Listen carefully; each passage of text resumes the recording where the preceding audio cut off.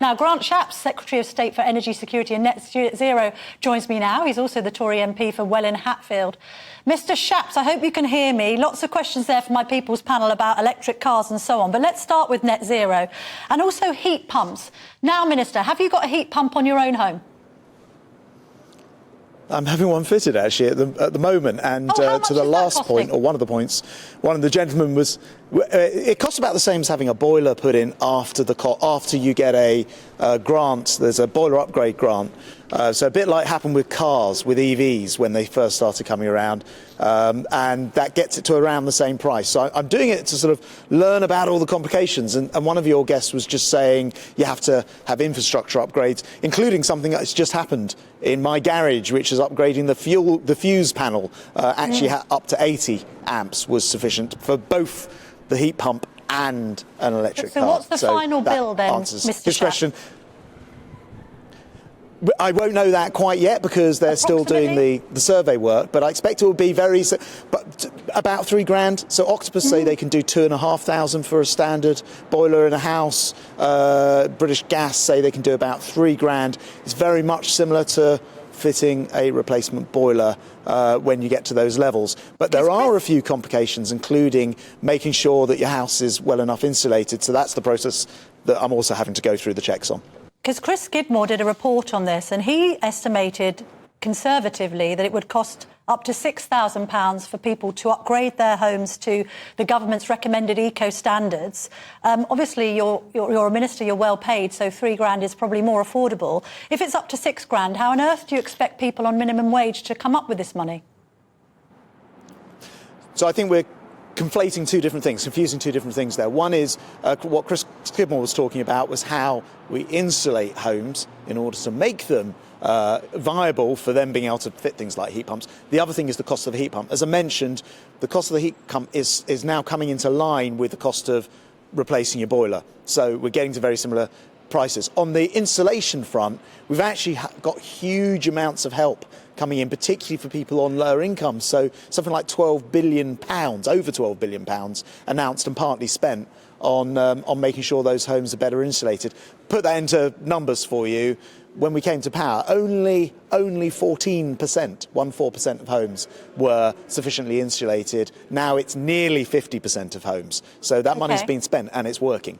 But are you concerned by some concerns that have been raised in the week that heat pumps won't heat people's homes as effectively as gas boilers?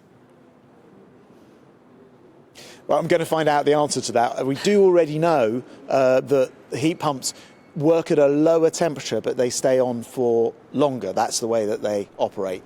It does mean that you do need to make sure that the home is reasonably well insulated, and that's why we're putting all this time and energy into insulating homes. And obviously, it's much better not to have to. It's much better not to have to produce more heat if you can just not let the heat escape, so it makes sense to do insulation. But it's not straightforward. I just want to be clear. It's not straightforward. That's why I'm going through the process myself, because I wanted to actually learn about it. We needed a new boiler. I wanted to learn about it and all the complications that do arise. But we do know that we can't rely on gas from, Putin and elsewhere. So we do need to move away, not just for net zero, but for also our own energy security as well.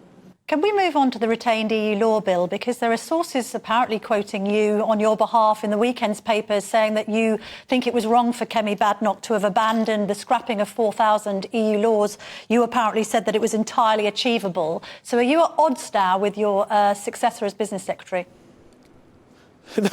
No, I'm sure this has happened to you. When you open the newspaper and you see something like, what when did I say that? In my sleep or something?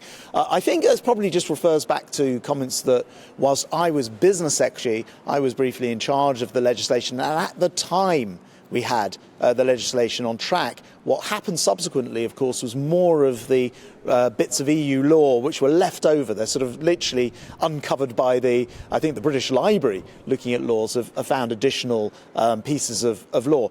Actually, the business secretary, the current business secretary, is doing a terrific job already. I think this year we'll have over 2,000 of those laws scrapped. She's just announced 600 of those in a piece of what's called secondary legislation, which she's put down in the House of Lords. So we're well on the way to it, and I'm not really sure where these stories come from. But it's a broken promise on Brexit, isn't it? I mean, there's a lot of dissent within the party. It's a broken promise on Brexit. You've also got Priti Patel talking about Rishi Sunak managing decline. Once again, the Tories are engulfed in psychodrama and infighting.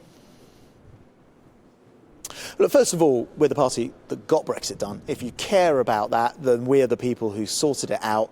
These are the last few leftover bits of law that we're also scrapping. I read in the newspapers today, by the way, that Sir Keir Starmer wants to reopen the Brexit settlement, and he's talking about changing voting rights for some citizens and all this sort of thing, which is something which is actually agreed with the EU. So he wants to reopen Brexit. I wouldn't trust him on that. But back to Priti Patel's comments. Look, I think this, and she was referring to this set of elections, which were obviously very difficult for the Conservatives. They weren't a good set of elections for us. But this was the first opportunity people have had to comment on all the shenanigans of last summer and those many leadership changes that went on. I think people were venting their frustration. I actually think that Rishi Sunak, in his 5-point plan to halve inflation and grow the economy and reduce our debt and cut the NHS waiting list and stop the small boats, I think he's doing exactly the right things. And let's judge him against that. Let's judge this government against that when it comes to the next election, which is still. You could say that you've been judged at the local elections and been found wanting, though, Mr. Shapps.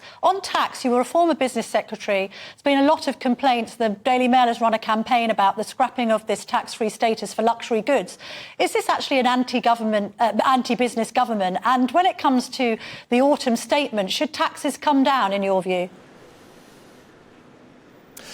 I'm a Conservative. I'd love to have lower taxes. I'm also a realist who understands that we've been through a once in a 100-plus year pandemic, which cost the country a fortune, cost the world a fortune, and then that's been followed in quick succession by Putin's illegal, ghastly war in Ukraine, which again has cost households a fortune, not least in energy prices. And we've been generous as a government in trying to wrap our arms around people, furlough schemes, things like paying around half of the typical energy bill this winter, though it won't have felt like that because the price rises were still much higher. But if we hadn't done all of that, we'd be in trouble. All of that means we are a situation where our debt is about the same size as our annual sort of economy.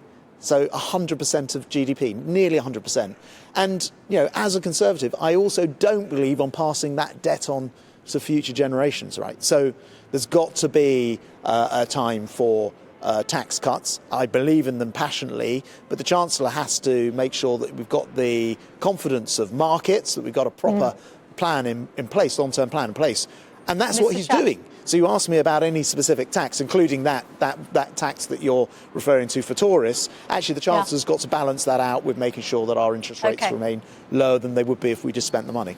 Mr. Shapps, thank you very much for joining us this morning. Perhaps you'll let us know how your heat pump installation goes in future. Thank you. Now, yes, and by the way, the answer is the ELF on the spreadsheets. Oh, the ELF is on the spreadsheets. Good to know. I'll let Maud know over in Hemel Hempstead. Thank you.